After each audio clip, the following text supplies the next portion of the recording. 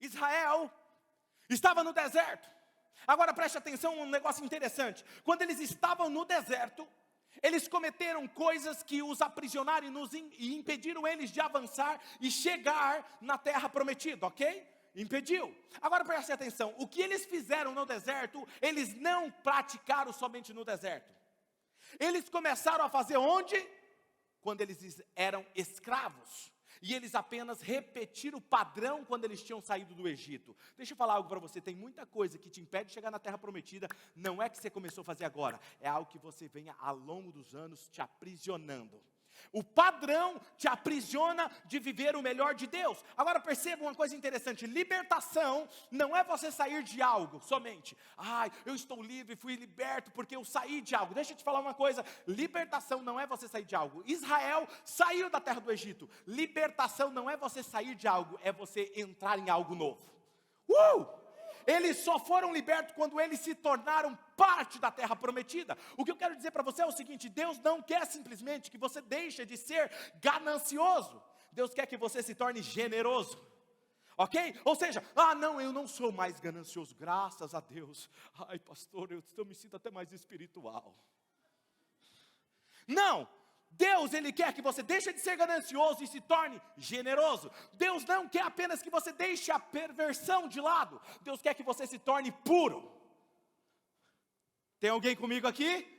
Ou seja, uma transformação. Mas muitos estão onde? Nesse intermediário. Tem cristãos que estão no meio do caminho. Ele não está lá e nem está onde Deus queria que ele está. E ele fica aqui no meio, nem lá e nem cá. Deixa eu te falar uma coisa, isso se chama ser morno. Alguém aqui já chegou em casa com muita fome? Aquela fome assim que se você falar, cara, essas panelas me veem, elas vão gritar hoje de desespero. Aí você pega rapidamente uma coisa que está pronta, abre a geladeira e pega uma comida e tal, e tira, e coloca num prato rápido assim, e você está até tremendo, e você coloca no micro-ondas, ou no forno, e liga, e esquenta, e você fica olhando, e de repente apita, você abre, pega, aí você olha assim, está quente. Aí você pega e morde, o meio está gelado. Já aconteceu isso com você? Comigo já. Deixa eu te falar uma coisa. Quente por fora, gelado por dentro. É assim que você está. Isso se chama, é a melhor definição de ser morno. Em Apocalipse disse, olha, você, pelo fato de você não ser quente e nem ser frio, você ser morno, eu vou vomitar você da minha boca. Se tem uma coisa que Deus não aceita, é você não ser nem uma coisa e nem outra. Porque se você é frio, eu tenho como dar jeito em você. Se você é quente, tem como eu te aquecer ainda mais. Mas se você é morno, significa que você não decidiu o que você quer. Deixa eu falar algo para você. Tem muita gente que quer a nossa ajuda e suga a nossa energia. Mas eles nunca decidiram mudar. Você conhece alguém assim? Você vai, você investe, você pode fazer o que for. O cara não quer, ela não quer. Se não quer, não tem o que fazer. Diga assim, a libertação é uma decisão. Quero ler um texto com vocês que é a base da nossa série, que está lá em João capítulo 8, versículo 36. Diz assim, portanto, se o Filho os libertar, vocês de fato serão? Exatamente. E agora eu quero conversar com vocês em dois textos paralelos aqui e desenvolver a mensagem, que um está em Atos 13 e depois nós vamos para Abacuque, ok? É um assunto bem complexo, mas eu preciso que você interaja comigo. Tá? Então preste atenção, porque Satanás ele está furioso, como eu disse para você, ele vai tentar impedir que você ouça essa palavra, nem que eu tenha que decorar ela toda, mas eu vou pregar essa série para você, amém? Vai ser uma das melhores séries desse ano, nós vamos abalar essa cidade, vai ser algo espetacular. Então, fique atento, porque assim como ele tentou me impedir aqui de ministrar a palavra para você, ele vai tentar te impedir que você venha nos próximos domingos. Ele vai tentar de alguma forma. E o título da mensagem que eu quero começar a dar, já começar a cutucar ele de alguma forma e falar, olha, você vai ser exposto, livre-se dos ladrões espirituais. Livre-se dos ladrões espirituais. E eu vou explicar por que eu estou me referindo a eles como dessa forma. Abra o seu aplicativo, a Bíblia, na melhor versão que você tenha, ou acompanhe na projeção, Atos 13, versículo 40 e versículo 41. Olha o que diz no texto. Cuidem para que não lhes aconteça o que disseram os profetas. O que os profetas disseram? Olhem, escarnecedores, admirem-se e pereçam, pois nos dias de vocês farei algo que vocês jamais creriam se alguém lhes contasse. ok? Paulo está se referindo aqui a um texto de Abacuque, ok? Ele está citando um texto de Abacuque, nós já vamos ler esse texto. E nós vamos ler daqui a pouco. E Deus, ele está falando aqui dentro de um contexto para você entender. Deus, ele se tornou humano. Jesus veio em forma de carne humana e morreu numa cruz por nossos pecados, ok? E aí é isso que está acontecendo aqui. O Messias havia chegado na história. E ele está dizendo, vocês não poderão crer nisso, a menos que alguém lhes conte ou lhe explique. E ele dá razão, citando o texto de Abacuque, ele diz, há um inimigo que está tentando cegar vocês, para que vocês não vejam. Perceba, um dos maiores inimigos, que é o nosso inimigo espiritual, que é Satanás, os demônios dele, o que ele faz? Ele procura cegar o nosso entendimento, para que nós não entendamos, para que nós não compreendamos uma verdade. Porque quando a verdade vem e ela traz clareza, ela traz libertação, ok? Conhecereis e a verdade. Exatamente. Então vamos lá agora no texto que Paulo está dizendo, Abacuque capítulo 1, versículo 5. Olha o que diz. Olhem as nações e contemplem-nas, fiquem atônitos e pasmem, pois nos dias de vocês farei algo que não creriam se lhes fossem contado. Agora, antes de nós lermos o versículo 6, interessante você observar nesse texto aqui, eu vou dar uma explicação. O profeta, ele está prestes a falar sobre os babilônios. Diga comigo assim, babilônios. Você vai entender por que eu estou fazendo você frisar essa palavra. Porque eles eram conhecidos também como os caldeus. Diga comigo, caldeus. Babilônios, caldeus, ok? E esses caldeus, eles eram um tipo de demônio no Antigo Testamento. Por quê? Porque eles eram inimigos que vinham contra o povo de Deus. Onde eles sabiam que tinha um povo de Deus, eles atacavam e vinham de forma violenta e avassaladora, ok? Aí olha o que ele diz aqui, no próximo texto, vamos lá. Versículo 6, estou trazendo os babilônios, no hebraico os caldeus, nação cruel e impetuosa, que marcha por toda a extensão da terra para apoderar-se das moradias que não lhe pertencem. Ou seja, eles vão se apropriar daquilo que não é deles. Lembra daquilo que nós falamos na semana passada, que a diferença de possessão, que não é ser dono daquilo, é usar aquilo, é influenciar, é ter domínio. E nesse dia que Paulo citou esse mesmo texto, o que está acontecendo é que se ele tivesse voltado a Abacuque e lido o texto, creio que os céticos da época, aqui tem sempre, né, os céticos da época, diriam assim, coitado, né, Paulo está ficando louco, Paulo está velho já para continuar pastoreando, pregando, como que ele vai continuar desse jeito? Por quê? Porque não existem mais os babilônios se acabaram, se foram totalmente destruídos em 539 a.C., ou seja, eles não existem mais. Por que ele está falando de Babilônio, de caldeus, justamente nessa época em que nós estamos vivendo? Agora veja, Paulo está falando aqui, cuidado para que não sobrevenha os caldeus. Será que Paulo estava com um problema de memória e ele estava achando que os caldeus daquela época viriam invadir o povo de Deus? Ou ele estava falando de outra coisa? Do que ele estava falando? Se eles não existiam mais, por que Paulo estava citando os caldeus? Lhe contarei de uma forma que vocês possam entender, ok? Os céticos da época diziam para Paulo, Paulo, o que você está dizendo, rapaz? Comentando negócio de caldeus, de babilônios, por que você está falando isso? Prega sobre outro assunto, prega sobre a bênção na família, pregue sobre sobre amor, sobre fé, mas não fale sobre isso, porque eles não existem mais, ok? Talvez alguém está me dizendo assim, pastor, por que você está pregando esse negócio de demônio? Eu nem acredito nisso.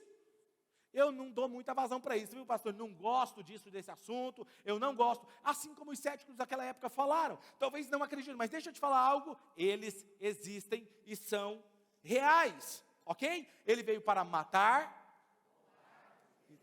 Se Jesus lidou com os demônios, nós precisamos aprender a lidar, ok? E eu diria para você, melhor vocês tomarem cuidado, porque eles existem e estão procurando uma brecha apenas para um meio de acabar destruindo casamentos, famílias, empresas, relacionamentos, identidade, simplesmente porque essa é a missão deles, ok?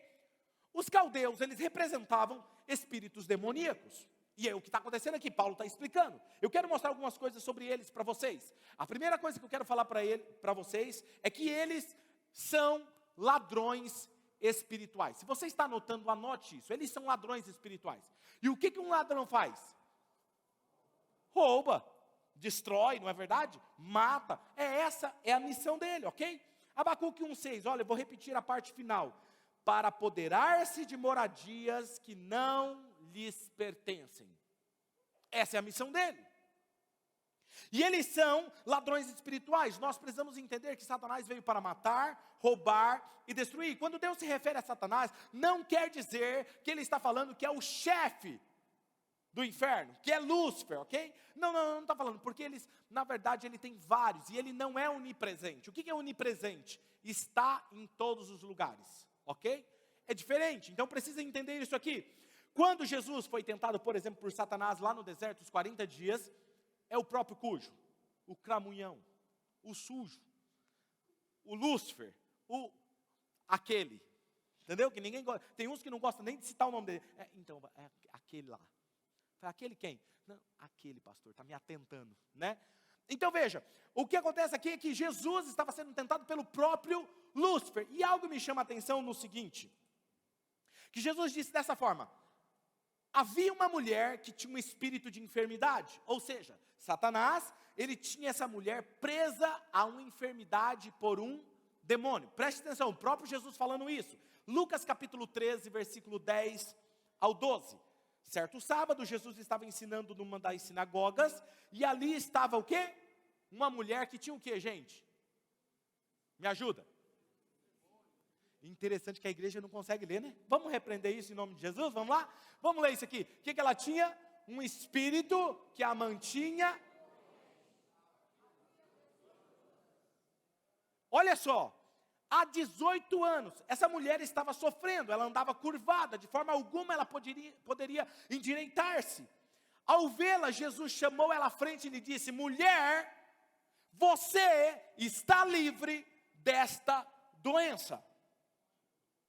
Agora preste atenção, que Jesus está lidando aqui, muitas coisas são espíritos demoníacos. A minha sogra, ela está aqui na frente, ela vai lembrar disso. Minha sogra estava acompanhando uma pessoa evangélica, e foi logo quando eu comecei a descobrir a intimidade com o Espírito Santo, estava vivendo aquele momento lindo, e ele me ensinando, e ela falou assim, ela sempre gosta de pedir para eu orar pelas pessoas, e nesse dia ela falou assim: Ney, você pode vir depois aqui orar por essa mulher? Aí, como eu sempre faço, eu fui: Espírito Santo, o que o senhor quer que eu ore? O que o senhor quer que eu faça? E aí eu estava lá na cozinha, e a mulher na sala com ela, é uma mulher evangélica, líder em uma igreja. Escuta isso. Ela estava numa cadeira de rodas. Eu estava lá na cozinha, o Espírito Santo falou assim para mim: é demônio que está aprisionando ela nessa cadeira de rodas. E não vai sair assim. Pode orar, repreender, mas ela vai continuar aí. Porque ela precisa liberar algo que está dentro dela. Eu falei: não, mas é uma mulher de oração, uma mulher líder. Você lembra disso, minha sogra? Nós fomos orar por ela, colocamos as mãos, a mulher ficou possessa na cadeira de rodas. Existem coisas, não estou falando que todas as doenças, escuta o que eu estou falando, não estou falando que todas as doenças são demônios, mas existem doenças que é atribuídas a demônios. Nós precisamos ter discernimentos, ok? E é isso que está acontecendo aqui. Jesus olha para aquela mulher e torna ela livre. Agora é importante, você precisa ter claro uma coisa: se você serve a Deus, eles irão tramar contra você. E eu acho interessante que alguns cristãos chegam em mim e falam assim: pastor, rapaz, olha, está difícil, pastor, rapaz, o diabo agora está furioso contra mim. Mas filho, isso aí é novidade? Não, desde quando eu entreguei minha vida para Jesus, eu já sei que ele luta contra a minha vida. Por quê? Presta atenção, ele não vai atrás de quem está perdido. Já é dele. Já é sócio dele, não é?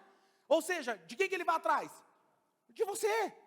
Pastor, e o que eu faço? Ixi, pastor, eu estou ficando com medo. Não fica não, sabe por quê? Porque quando ele luta muito contra você, é porque tem algo muito grande de Deus na sua vida. Rapaz, é de verdade, é assim que eu lido. Quando ele começa, por exemplo, uma ação dessa, como eu percebi aqui, ele agindo que eu chamei vocês para orar, é porque eu sei o resultado dessa série. Você acha que eu estou triste com isso? De jeito nenhum. Isso aí, na verdade, é para nós ficarmos atentos ao que Deus está fazendo entre nós, ok? Então veja, eles são ladrões espirituais. Olha o que está em Salmo de número 83, versículo 1 ao versículo 4. Olha esse texto. Ó Deus, não te emudeças, não fique em silêncio e nem te detenhas, ó Deus. Vê como se agitam os teus inimigos, como os teus adversários te desafiam de cabeça erguida.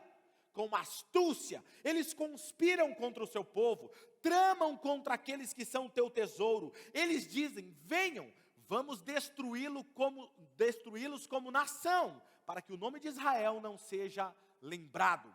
Versículo 12, olha o que diz: que disseram: vamos apossar-nos das pastagens de Deus.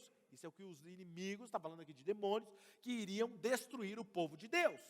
Agora você precisa entender isso, eles vão atrás dos cristãos, para o quê? Para parar a jornada. Por que ele tenta roubar você? Ele tenta tirar os seus recursos. Por que ele tenta te interromper? Para parar o processo de transformação. Quando você entrega a sua vida para Jesus, você começa a despertar a nova identidade em você, a identidade de filho de Deus. E se você assumir essa identidade, não tem nada que te pare. Então tudo que ele puder fazer para impedir de você acreditar nessa verdade, de você ser transformado, de se livrar dessas amarras, ele vai fazer, porque ele não quer que você se torne livre. Porque livre, você para ele é um problema. Quem está me entendendo?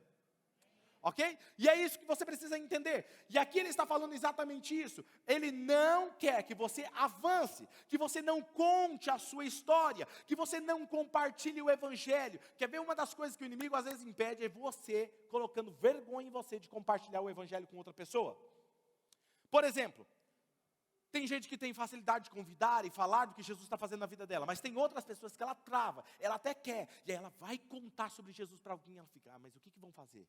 O que vão falar? Aí o que o inimigo usa contra você? Piadinhas, piadas de pastor. Não, aparece do nada uma reportagem sobre um pastor, um escândalo, e aí ele compartilha com você. Você fala: ixi, eu ia falar, se eu falar, o que vão falar? Já vão metro. Ou se você começa a falar: não, eu não estou nem aí, eu vou falar de Jesus mesmo. Aí você começa a falar de Jesus, o que eles falam? Ih, mas já virou pastor? Quem aqui já ouviu isso?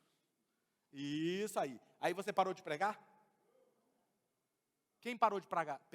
Levanta a mão. Muito bom. Minha irmã, deixa eu te falar uma coisa. Jesus está liberando uma coragem sobre a sua vida. Sabe por que o inimigo tentou parar você? Porque Deus tem uma ousadia, um testemunho forte na sua vida. E eu quero que a partir de hoje você conte aquilo que Jesus está fazendo na sua vida. Amém? Sabe, é isso que acontece. Ele quer paralisar você, de você contar a sua história. Eu estava conversando com um dos homens da nossa equipe e falou: cara, eu não tenho amigos para convidar para vir nesse evento. Eu falei: não, cara, você só tem que convidar 30. Ele falou: como assim 30? Eu não tenho nenhum. Eu falei: você vai achar. E ele falou: cara, você acredita que eu convidei e a pessoa foi e gostou? Está vendo? Porque o inimigo coloca uma mentira no seu coração. Não, não fala, você não tem amigos. Quem que vai te ouvir? Porque ele não quer que os seus amigos sejam livres. Amém? Como você está sendo. Outra coisa, começa com aquelas piadas, aquelas coisas. Ou começa a falar assim: não, todo mundo muda. Você não muda. Você é sempre assim. E eles ficam esperando alguma coisa acontecer na sua vida para eles cair matando em cima de você. Está vendo? Mas você não é crente. Eu sou crente, mas sou humano. Dá vontade de pegar essas pessoas pelo cabelinho aqui assim, ó. Vem aqui. Vamos cortar aqui. Porque eles acham que o crente, o cristão, ele é perfeito. Cara, eu não sou perfeito. Eu estou olhando para Jesus, mas eu posso te falar uma coisa: hoje eu sou melhor do que eu fui ontem. E amanhã eu vou ser melhor do que eu sou hoje. Vai por mim. Mas eu não sou perfeito. No dia que eu for perfeito, Jesus me leva para o andar de cima, e está tudo bem para mim, eu vou voltar para casa. Mas eu quero te dizer uma coisa: não se amedronte diante do inimigo, porque você ainda não está como você gostaria que estivesse. Mas saiba de uma coisa: se Deus está te chamando para algo maior, se prepare, porque Ele vai te usar. Ele vai te usar.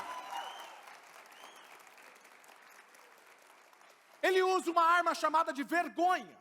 Vergonha. A vergonha nunca deve te parar. Sabe por quê? Porque a maior vergonha não parou Jesus por te amar. A Bíblia fala que Jesus sofreu a maior vergonha por amor a você. A vergonha não pode te parar, porque a vergonha não parou Jesus de te amar. No dicionário hebraico, o significado da palavra caldeus, a raiz vem de arrasar, destruir, ser errantes. Olha isso, ser errantes. Falarei um pouquinho mais sobre isso adiante. Vamos agora no texto de Mateus, capítulo 12, versículo 43 ao 45. Quando um espírito imundo sai de um homem, como que eles andam? eles andam errantes. Olha aí, está vendo a raiz dos caldeus? Passa por lugares áridos, procurando descanso e não encontra. E diz, lembrei, voltarei para a casa de onde eu saí. Chegando lá, ele encontra a casa desocupada, limpa, varrida, em ordem. Então ele vai atrás e traz consigo outros 7 espíritos piores do que ele. Gente, presta atenção nisso aqui que é importante. Quando alguém conhece Jesus pela primeira vez, o que acontece? Ele é liberto. Aquele espírito demoníaco que estava aprisionando aquela pessoa, ele vai embora, porque ele tem que sair, ok? Quando você entrega a sua vida para Jesus, ele tem que ir embora, não tem o que ele fazer. Aí o que acontece? A casa, que é o seu corpo, o seu espírito, passa o quê? A estar limpo, desocupado, em ordem, varrido, limpinho, bonitinho, cheirinho de lavanda. Ou cheirinho de mirra. Entendeu? E aí você está lá, aí o espírito saiu. Aí eles andam errantes. Vou procurar. Aqui não dá para entrar. Aqui não dá para entrar. E aí depois de muito procurar, ele fala assim, tem aquela casa. Mas lá era tão gostoso. Tinha um sofá tão gostoso para mim lá. Tinha uma poltrona. Ele fazia tudo o que eu queria. Eu acho que eu vou voltar para lá. Está tão difícil a vida. Está vendo por que não pode reclamar? Que eles também reclamam. Está tão difícil a vida. Vou voltar lá. Aí ele volta. Aí ele volta lá para sua vida. Chega lá na sua casa. Está bonitinha. Está limpinha. Cheirinho de lavanda. Aí ele fala, olha que incrível. Vou falar para meus amigos que eu encontrei que está tudo sem casa. Aí ele volta. Ele vai procurar 7 piores do que ele. E aí eu comecei a me perguntar, por que o filho de uma mãe vai procurar o pior? Por que ele não procura tudo abaixo dele? Porque ele lidera os outros. Por que ele procura quem está acima dele? Quem aqui sabe a resposta? Porque ele não quer sair mais. E ele sabe que ele não deu conta da primeira vez. Ele precisa de gente mais forte do que ele. Quem está me entendendo? Aí ele pega e chama. Vamos lá. Encontrei uma casa top. Vem. Aí ele volta. Se você deixar uma brecha, uma porta aberta, eles entram com mais 7 piores. Agora escuta. Pega um detalhe aqui importante. Quando as pessoas vêm a Jesus, e elas entregam as suas vidas a Jesus, e elas se transformam, e elas tomam a casa limpa, por isso que você tem aquela sensação de, nossa, você já ouviu isso? Nossa, cara, saí hoje leve do culto. Sabe o que é leveza? Sinal que o lixo espiritual saiu. Sabe o que é leveza? A opressão foi embora. Deixa eu falar algo para você. Dor na nuca. Dor aqui. Quando o pastor está pregando sobre esse assunto, você começa... Parece que vai engolir o mundo. Põe a mão e fala assim, sai. É sério. Quer ver? Pega um livro qualquer aí e começa a ler. Pega a Bíblia e vai ler. Quem que já percebeu que começa a abrir a boca? Não é? Vai orar. Rapaz, chega mensagem no seu WhatsApp que você nunca viu um negócio desse. Parece que o povo resolveu tudo falar comigo nessa hora. Por isso que eu coloco modo avião. Não chega nada. Quem está me entendendo? Estão entendendo mesmo? Então o que acontece? É isso que está acontecendo. E aí acontece, essa pessoa que ela entregou a vida para Jesus, ela limpou. O que ela precisa fazer? Ela precisa então encher essa casa com alguma coisa. Porque a casa está limpa, ela precisa encher o quê? Da palavra de Deus. Por isso que é importante que todos aqui entendam a visão da nossa igreja. Qual é o primeiro passo mais importante depois de entregar sua vida para Jesus? O segundo passo mais importante é se batizar. O que é me batizar? Me comprometer. É ser perfeito? Não. Tanto é que a minha pergunta para você, se você vai se batizar, não é se você é perfeito. A minha pergunta é, você está comprometido em sabendo que é uma jornada de fé? E aí você toma a decisão de se batizar. É o segundo passo mais importante. E você também se torna o quê? Membro. O que é importante? Ah, pastor, mas é só uma ficha para preencher lá. Mas quando você assina, você está se comprometendo. Você fala, eu sou parte dessa casa. E quando eu falo de casa, gente, é um lugar que você se sente alimentado. É um lugar que você se sente protegido. É um lugar onde você pode florescer. Onde você pode frutificar. E se você não sente que aqui é a sua casa, não fique aqui. Tem outras igrejas excelentes na cidade, eu não vou ficar chateado de você ir. Mas se você está aqui, floresça onde você está. Porque isso vai fazer bem para você. Porque a palavra de Deus diz que a árvore que dá bons frutos não é aquela que está distante do rio, mas é aquela que está junto aos ribeiros de água e dá o seu fruto no tempo certo. A sua raiz vai até as águas da palavra e ela traz fruto até no tempo seco. Ela vai produzir. Enquanto outros não produzem, você produz. Uou! Porque está arraigado, enraizado. Quem está entendendo? Ok? Então depois que você se torna membro comprometido, você se torna o quê? Um voluntário. O que o inimigo vai tentar fazer? Cara, você não pode servir. Não, você não pode servir. Por quê? Porque você servir outras pessoas é tirar o ego do centro. E se tem uma coisa que ele usa para pegar a gente, é o nosso ego. Pode prestar atenção. Quando um voluntário ou quando alguém não serve, ela é totalmente voltada para ela. Se um voluntário começa a ter um problema de não querer mais servir, ele está preocupado com o quê? Ah, mas eu tenho que chegar 1 hora mais cedo? Ah, não, eu trabalho a semana inteira. Não vou fazer isso. Deixa eu falar algo para você. Pergunta para Jesus, o que ele fez por você? Eu vou só te lembrar de uma coisa. Lembra como você chegou nessa casa? Lembra quando você entregou a sua vida para Jesus? Como que era a sua vida? Você tem certeza mesmo que você não é grato? Percebe? Ou seja, quando os nossos olhos saem da gratidão, começa tudo a ser pesado. Então ele quer parar de servir, porque você servir outras pessoas, quando alguém dá o seu nome para ser um voluntário, ele está tirando os olhos dele mesmo e falando, olha, eu não sou perfeito, mas eu quero me tornar alguém parecido com Jesus, eu posso? Pode. Se alguém entregar a vida para Jesus hoje aqui e falar, cara, eu quero servir, ele vai entrar para a fila de espera ali e começar a servir. Porque nós acreditamos que isso é a transformação do evangelho na vida dela. Qual outra coisa que tem que fazer? Cara, frequentar os gols. Frequentar os gols, o que são os gols? Nossos grupos pequenos, onde você se estrutura da palavra e com relacionamento com pessoas fiéis, de boa índole, de bom caráter. Você precisa preencher a sua vida com a palavra de Deus, ter amizades que edificam e te encorajam a florescer. Agora perceba uma coisa aqui que eu vou falar para você. Não espere o seu pastor te obrigar a fazer as coisas, porque aqui eu não faço isso. Eu não fico falando que você tem que estar lá, eu não fico falando se você não quiser vir no evento, você não vem, eu vou falar para você, cara, eu senti sua falta, mas no próximo evento eu não vou falar mais. Sabe por quê? Porque eu acho que cada um é responsável por sua jornada. Mas quando eu chegar lá, Jesus nunca vai poder olhar para mim e falar assim, cara, mas você não chamou ele.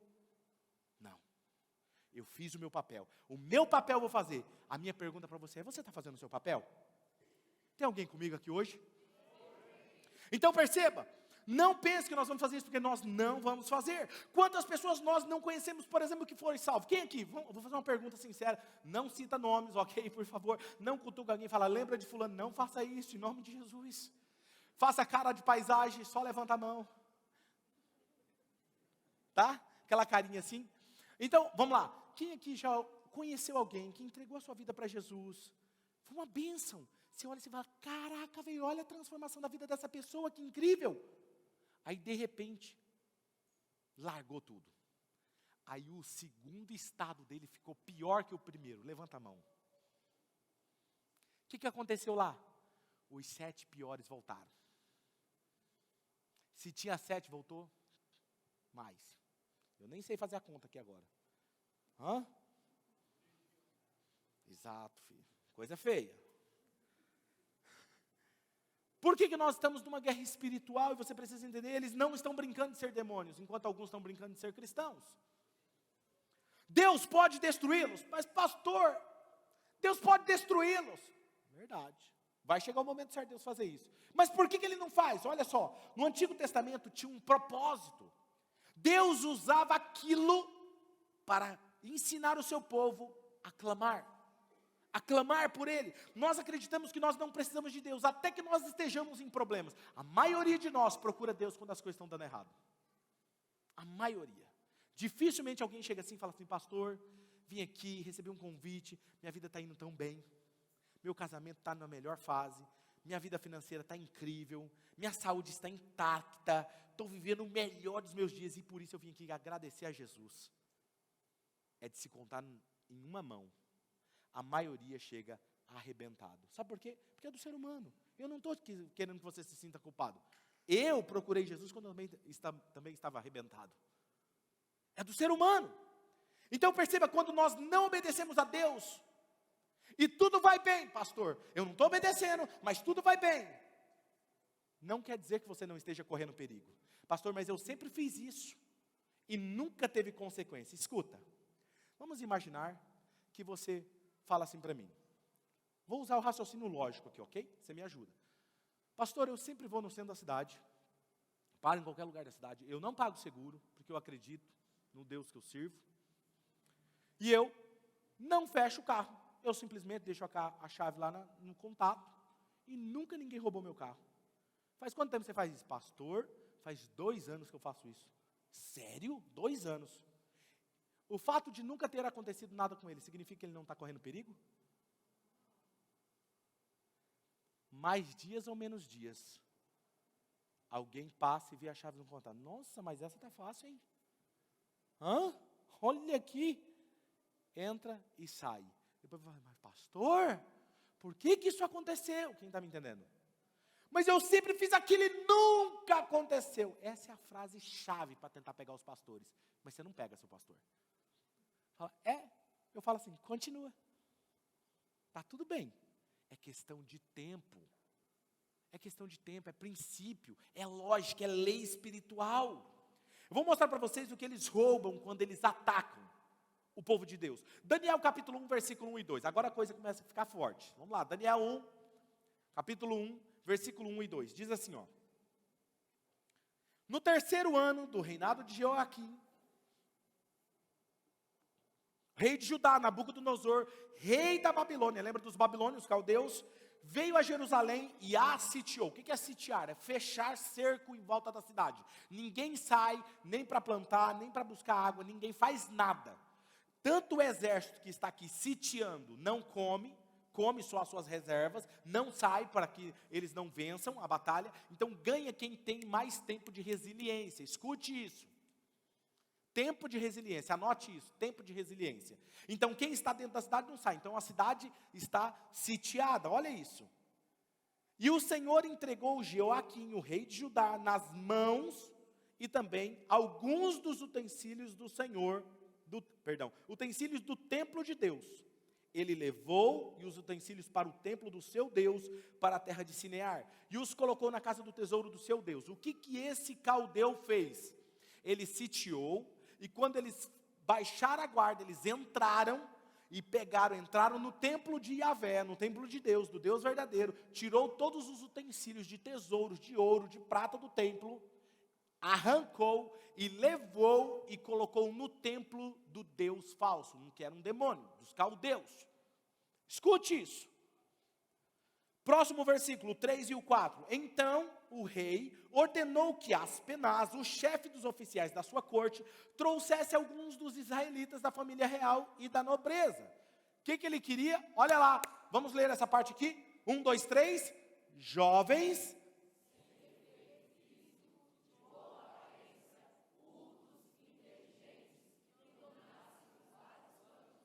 No caso era mais fácil colocar aqui pastor Claudinei. Brincadeira, tem alguns que falam assim, nossa, mas está falando de mim, inteligente, culto, né? Brincadeiras à parte, né, Vini? Mas vamos lá, jovens sem defeito físico, de boa aparência, cultos, inteligentes, que dominassem vários campos do conhecimento. Agora escuta isso, e fossem o que, gente? Capacitados para servir no palácio do rei de quem? Da Babilônia. Ele devia ensinar-lhes a língua deles e a literatura dos babilônios. Deixe-me eu resumir isso, os jovens era a próxima geração de reis. Por que ele queria os jovens da realeza, que eram elegantes, inteligentes, cultos? Porque eles eram selecionados para ser os reis de Israel. E ele está falando, não, eu quero esses, que é a próxima geração de líderes. Tudo que eles querem é mudar o vocabulário da próxima geração. Olha o que é isso, durante um período de tempo, nós vamos treiná-los, falar a nossa língua, a língua dos caldeus. Ensinar eles a falar a língua deles, o vocabulário deles. Por isso nós somos tão comprometidos, como Casa Oxygen, com o nosso ministério Oxygen Kids. O mundo, ok. Por quê? Porque o inferno está lançando toda artimanha e armadilha para mudar o vocabulário das nossas crianças, o vocabulário dos nossos adolescentes e dos nossos jovens. Por isso que nessa casa nós temos também o Oxygen One, e nós estamos cada vez muito maiores, não é isso, pastores? Está cada vez mais incrível o Oxygen One. Quem não vem está perdendo. Se você é um jovem, um adolescente, fala assim, cara, eu não vou porque eu não gosto, escute, isso é a pior mentira que você está aceitando de Satanás na sua vida, porque tudo que o inimigo quer é tirar você de onde você deveria estar, para ele educar o seu vocabulário, para ele te destruir. Agora escute isso, Daniel 1:5, olha o que diz, o rei designou-lhe uma porção diária. Como que ele educa? Uma porção diária, diga comigo, uma porção diária. Satanás, ele não se preocupa em te infartar da noite por dia. Ele não pega você, coloca numa poltrona e fala, come infeliz, agora você vai comer a minha porção. Não, diga comigo, porção diária. Diga, porção diária. Ele controlava o que eles comiam, e depois eles seriam o quê? Escravos dos desejos do rei. Olha isso, porção diária de comida, de vinho da própria mesa do rei. E eles receberiam um treinamento durante quanto tempo? 3 anos, e depois disso eles passariam o quê? A servir os desejos do rei. Escuta só, essa frase que eu vou te falar aqui agora. O alimento do inimigo que hoje gera prazer, será as amarras que te tornará escravo amanhã. Vou repetir. O alimento do inimigo que hoje te gera prazer, será as amarras que vai te escravizar ou te tornar escravo amanhã. Vou lhe dizer 2 coisas que eles tentam roubar quando atacam o povo de Deus. Primeira coisa, é o dízimo, as ofertas, e a próxima geração. Por quê? A primeira coisa que uma pessoa, quando ela está vulnerável, o inimigo ataca ela, ele vai tentar roubar o fato de ela devolver o dízimo a Deus. Por quê? Por que ele está tão interessado nisso? Porque se ele cortar o sustento da igreja, ele impede que a igreja avance com mais rapidez. Faz sentido isso para vocês? É isso? Tem 2 pessoas aqui, que o resto foi tudo embora, né? Ou deve estar com medo. Não, nem vou falar, vou ficar quietinho aqui. Tá tudo bem, fica aí até o final, Jesus vai libertar. Olha só, a outra coisa que ele faz é o quê? A próxima geração. Por que ele quer comprometer a próxima geração? Porque nós não teremos líderes. E aí acontece como na Europa. Tem várias igrejas na Europa que está se fechando, porque não tem jovens para assumir a liderança. Os velhinhos morrem e não tem ninguém para assumir a liderança. E aí nasce a Oxygen, uma igreja contemporânea, que é para os jovens de 1 ano até 121 anos. Mas a gente é uma igreja contemporânea fazendo a diferença. Amém? E é nisso que nós acreditamos. Então por isso que eu e a pastora Mari, nós temos um sonho. E o nosso sonho é começar uma escola de ensino fundamental e uma universidade chamada Oxygen College.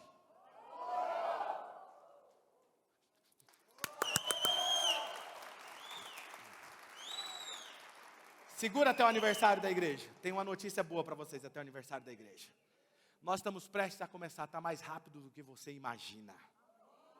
Nós vamos começar, sabe por quê? Nós queremos trazer os melhores professores, a melhor educação para os nossos filhos, desde criança, com valores, com princípios. Eles não serão avaliados somente por causa da sua performance nos estudos, não, eles serão avaliados também no seu caráter. Nós teremos testes para isso. Eu estou trazendo essas pessoas que são cabeças para isso, para fazer esse negócio. E aí eles vão crescendo. De lá, nós queremos que saiam os melhores profissionais para o Brasil e para o mundo. Nós acreditamos nisso. Existe um sonho que nós estamos gerando dentro de nós. Sabe que acreditamos nisso? Que Deus está fazendo isso. Deus está levantando pessoas para isso.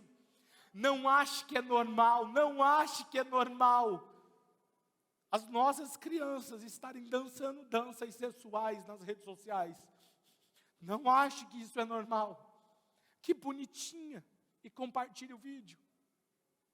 Eles estão mudando a linguagem das nossas crianças de forma sutil. Eu vejo uma igreja que vai invadir o mundo dos negócios através de empresários bem-sucedidos, com valores alinhados com o reino de Deus. Nós vamos entrar na educação através do nosso Oxygen School, e nós queremos fazer isso com os valores da palavra de Deus. Para isso, sabe o que Deus tem feito? Levantado homens e mulheres comprometidos com essa visão. E sabe o que eles me falam? Pastor, essa visão é minha visão. Eu quero dar a minha vida para ver isso acontecido. Não pense você, não é porque eu não estou falando que as coisas não estão acontecendo, é como eu estou te falando. Em breve vocês serão surpreendidos surpreendido com o que Jesus está fazendo em nossa cidade. Jesus está levantando pessoas específicas com recursos, pessoas, professores, diretores, pessoas que têm a visão necessária para fazer esse negócio acontecer. Daniel capítulo 1, versículo 5. E depois disso eles passariam a servir o rei. Por que que eles querem isso? Porque eles querem paralisar a obra de Deus e paralisar a próxima geração. Eu acredito que ninguém aqui gostaria de ser sócio de Satanás. Mas quando você deixa de dar a Deus o que é de Deus, o dízimo, deixa eu te falar, você está sendo sócio dele, fazendo a igreja deixar de fazer algo com o seu recurso. Isso está tudo bem, se você quiser assim, está tudo bem. Quando você não permite que o seu filho venha no Oxygen One, ou não venha no Oxygen aqui do Mundo Ok. Talvez você vai falar assim, mas pastor, meu filho ainda não tem idade, nós não temos professores. Exatamente, nós queremos mais gente voluntária para servir lá, porque falta pessoas lá. Porque a gente não quer que fique algo pesado. A gente quer pessoas comprometidas que amam as nossas crianças. Ama as nossas crianças. Para pregar o Evangelho de Jesus. Quem está me entendendo o que eu estou falando aqui hoje? Nós precisamos agir depois de uma coisa dessa. Sabe, quando você não dá a Deus o que é de Deus, não devolve o dízimo a Deus, sabe o que acontece? É a maior afronta que Satanás consegue fazer a Deus. Porque ele olha para Deus e fala assim, Deus, eu tornei o teu filho um ladrão como eu. Porque Deus fala assim, aquele que não devolve o dízimo é como um ladrão. Quando você não dá a Deus o que é de Deus, você está sendo o quê? Como ele. Por isso que Jesus é tão seguro em falar isso aqui, ó. João 8, versículo 41 e 44.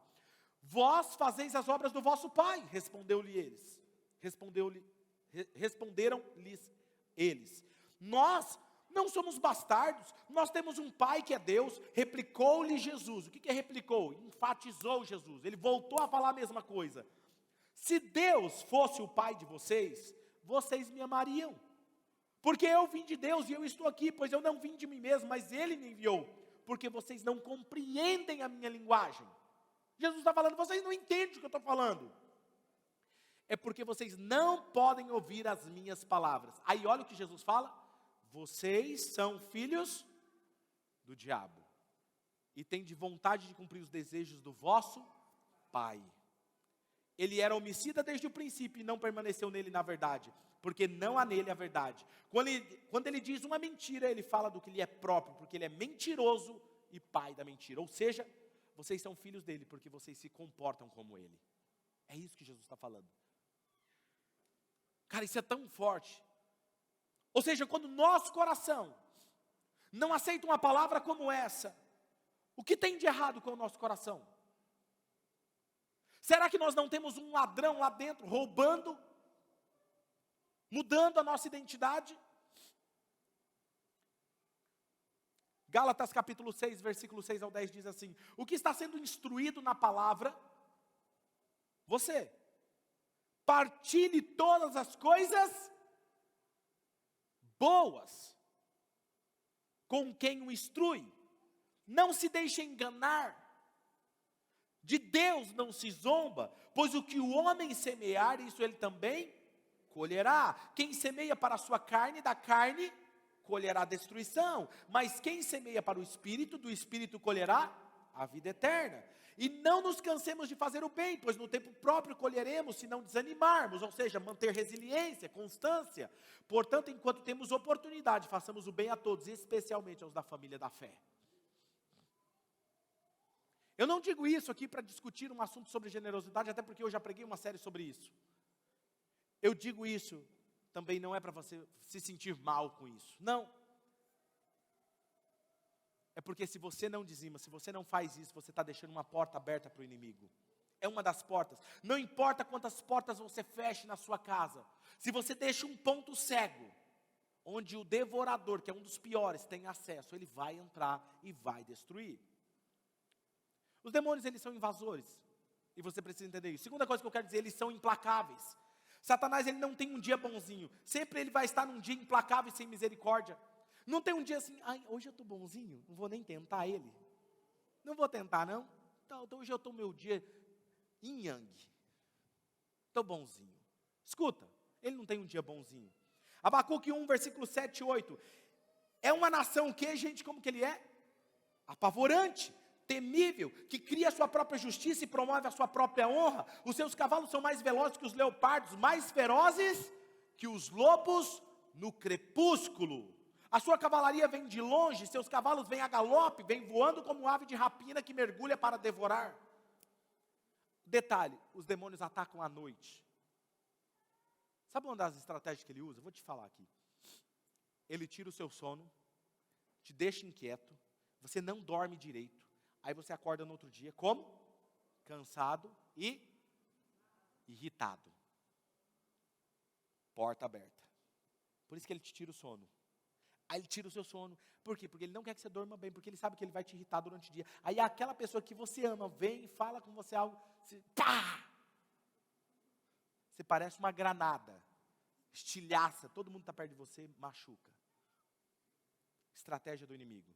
No dia que você acordar, sabe o que eu faço quando eu acordo? Tem noites que eu acordo, às 2:30 da manhã, eu estou plugado. Aí eu falo, ótimo, Jesus está me chamando para orar. Eu pego a minha Bíblia, vou para o meu lugar secreto e fico o resto da noite com ele.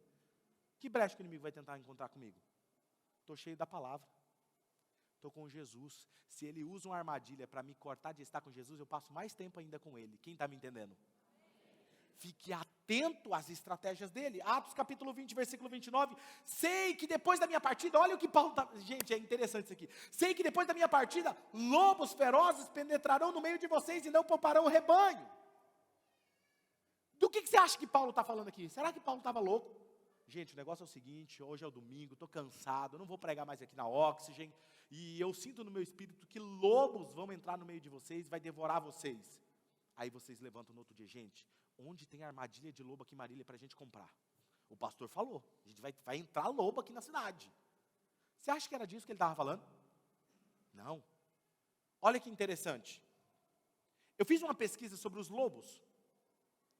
O animal lobo, quando ele entra no aprisco para tentar atacar as ovelhas, quanto mais inocentes os lobos parecem, mais perigosos eles estão. Quanto mais indiferente eles parecem, mais perigosos eles estão. Será um ataque contra o rebanho de ovelhas, quanto mais tranquilo eles parecem, eles são mais mortais. Quando tem uma presa olhando para eles, e eles estão de olho naquela presa, e a presa está olhando para eles, eles parecem bonitos e calmos.